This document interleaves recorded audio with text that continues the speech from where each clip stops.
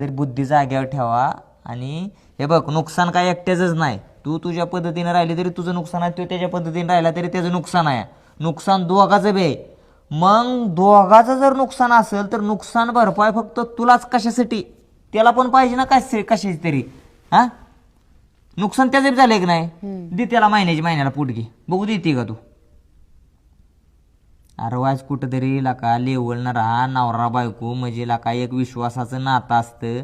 कुणाच्या घरात भांडण नाही, सगळ्याच्या घरोघरी मातीच्या चुलीच आहेत त्या. अरे पण नुसतं किरकोळ कारणानं ह्या झालं तुम्हाला घरी बसून लय जोर येतो. होत असेल, मी म्हणतो हे बघ, थोडंफार कुठल्या नवरा बायकोच्यात होत नाही, सगळ्यांच्यात होतं. नुकसान दोघाचं बी होतं. पण तुम्ही लाका त्या लेकरा बाळांचा विचार केलाय कधी? चाललेले की घटस्फोट बरं घे आणि वरनं नुकसान भरपाय म्हणून महिन्याला काय गरज चालली? अजिबात नाही.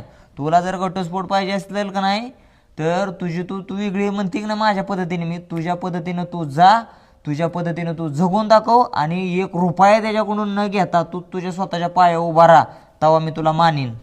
त्या बिचाऱ्याच्या पोटाला अजिबात पाय देऊ नको. म्हणजे त्यानं दिवसभर कष्ट करायचं, त्यानं इकडे तिकडे कामधंदा करायचा, जे काय पैसे येतं ना त्याचं तुला घरी बसून इकडं तू आयुष्य आराम मजा मस्ती करणार. आणि त्यातलं तुला निम्म पैसे तू म्हणजे ह्याच्या पैशावर तू जिंदगी जगणार का? आहे ना हिंमत तुझ्या, तू वेगळं राहून काहीतरी घटस्फोट घेऊन स्वतःची दुनिया जगायची तर जग ना स्वतःच्या जीवावर. कशाला त्या जीवावर जगतीय? अजिबात जगू नको त्या जीवावर. तुझ्यात हिंमत आहे ना, तुझी तू जगून दाखव.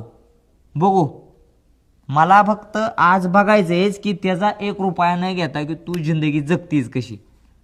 आणि ज्या दिवशी तू कर्तृत्व उभा राहील ना त्यावेळेस एक भाऊ म्हणून मी ऐक नाही तुझ्या पाठीशी खंबीरपणे उभा राहील. तोपर्यंत मी तुला तोंड दाखवणार नाही.